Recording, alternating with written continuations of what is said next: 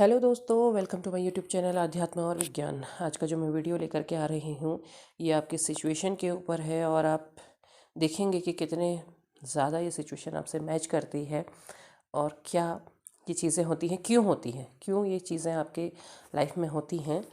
तो ज़्यादा नहीं भटकेंगे बल्कि सीधे वीडियो की तरफ चलेंगे। पसंद आए तो लाइक शेयर सब्सक्राइब ज़रूर कीजिएगा। एक समय आपकी जर्नी में आपके एक दौर ऐसा आता है जब आप ये चाहते हैं कि अब आपको आपका पार्टनर चाहिए ही नहीं, आपको इस चीज़ से जाना ही नहीं है। मतलब आपको नफ़रत सी होने लगती है। आपको प्रेम शब्द भी पसंद नहीं आता। आपको लगता है कि प्रेम कुछ नहीं होता, ये सिर्फ धोखा है और आप बस नफ़रत करना चाहते हैं। आपको ये लगता है कि बस आपके साथ सिर्फ धोखा हुआ है, आपके साथ फ़रेब हुआ है और कहीं ना कहीं आपके पार्टनर को भी ये चीज़ें फ़ील होने लगती हैं। आपका कोई भी, आप कुछ भी करते हैं, भले ही आप अपने पार्टनर को चिढ़ाने के लिए नहीं कर रहे हैं। मान लें आपने कोई स्टोरी लगाई है, कोई डीपी लगाई है, कुछ लगाया है, आपने ऐसे ही उसे लगाया है या फिर आपने कुछ सोच के लगाया कि क्या पता वो देख लें, ऐसा सोच के भी आप लगा सकते हैं। आपका इंटेंशन वो नहीं है। दूसरी तरफ जब वहाँ देखते हैं तो वो ऐसा कुछ करते हैं कि आपको तकलीफ़ हो, आपको बुरा लगे, ऐसा कुछ करते हैं तो आपको नफ़रत सी होने लगती है, आपको बुरा लगता है। आप कोशिश ये कर रहे होते हैं कि बार बार पार्टनर आपके पास आ जाएं, कम से कम बात कर लें या जो भी है, ऐसे आप रखते हैं। लेकिन वहीं वो ऐसा कुछ करते हैं कि आपको बुरा लगे। तो कहीं ना कहीं आपकी जो ये मिररिंग वाली फेज़ है, और इसमें मिरर में हो क्या रहा है कि आप उनकी तरफ भाग रहे हैं क्योंकि चेज़ कर रहे हैं और वो रन कर रहे हैं, और दूसरी ओर क्या हो रहा है कि वो भाग करके भी भाग नहीं पा रहे हैं। तो वो क्या कर रहे हैं, वो ऐसा कुछ कर रहे हैं कि आप नाराज़ हो जाएं, आप झगड़ जाएं या कुछ भी आप ऐसा कर लें। यहाँ पर को क्या होता है, ऐसे सिचुएशन में कई बार ऐसा होता है कि आपको नफरत सी होने लगती है। आप बार बार ये सोचते हैं कि नहीं, कुछ नहीं है, ये सब धोखा है, उस व्यक्ति ने आपका इस्तेमाल किया और आपको छोड़ दिया। और कहीं ना कहीं वो भी शायद ये सोच रहे हों कि आप उनको धोखा दे रहे हैं, जो भी है।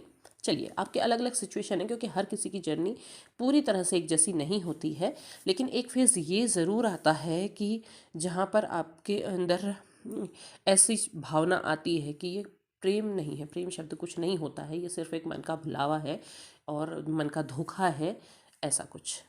तो ये सिचुएशन जब आती है तब आपको क्या करना चाहिए, मैं यहाँ पर बात करूँगी। देखिए, ऐसी सिचुएशंस जब आ रही हैं, आपके अंदर इस तरीके की भावनाएं जब आ रही हैं, इसका मतलब है कि अब आपकी अंतर यात्रा करने का समय आ गया है। अंतर यात्रा से मतलब है कि आप अपने अंदर झांकें, आप अपने अंदर झांकने का प्रयास करें कि आपको क्या सीखना है, किस यात्रा में जाना है, क्या कौन सी ऐसी लाइन है जिस तरफ आपने चलना है। क्योंकि एक चीज़ देखिए कि प्रेम ईश्वर ने अगर आपके अंदर भरा है तो वो धोखा तो नहीं हो सकता है, वो झूठ नहीं हो सकता है। ईश्वर ने अगर आपको ये यात्रा दी है तो वो झूठ नहीं हो सकता है। क्योंकि झूठ होता तो पशु पक्षी जिनके अंदर इतना सारा प्रेम भरा होता है वो यूं ही नहीं होते, वो भी सबको मार ही रहे होते, काट ही रहे होते। आप किसी जानवर के सर पे प्रेम से हाथ रखते हैं, वो आपको क्या ऊपर अपना पूरा समर्पण कर देता है, वो आत्मसमर्पण कर देता है। तो वो झूठ नहीं हो सकता है ना।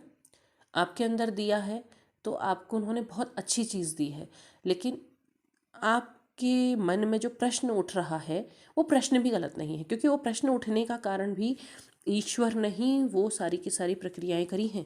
वो प्रश्न उठ रहा है, आपकी तार्किक बुद्धि तर्क कर रही है। तो अब आपको यहाँ ये समय है कि आप अपनी अंतर यात्रा पे जाएं, आप अपने अंदर झांकें, आप अपने अंदर तलाशें।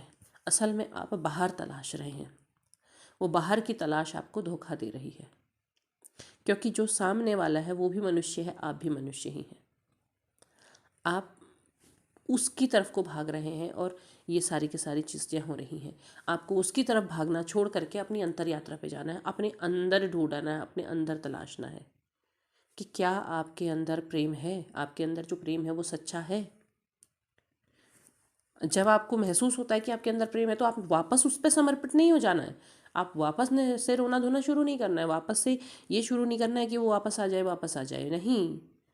आपके अंदर है। जिस दिन आपको आपके अंदर का प्रेम मिल जाएगा, आपके अंदर मिल जाएगा, आपको बाहर ढूंढने की ज़रूरत ही नहीं होगी। क्यों राधा द्वारिका जाकर के भी द्वारिका नहीं रह सकी? कृष्ण के पास चली गई थी, वो ज़मीन पे सोती थी, वो भी ज़मीन पे सोते थे।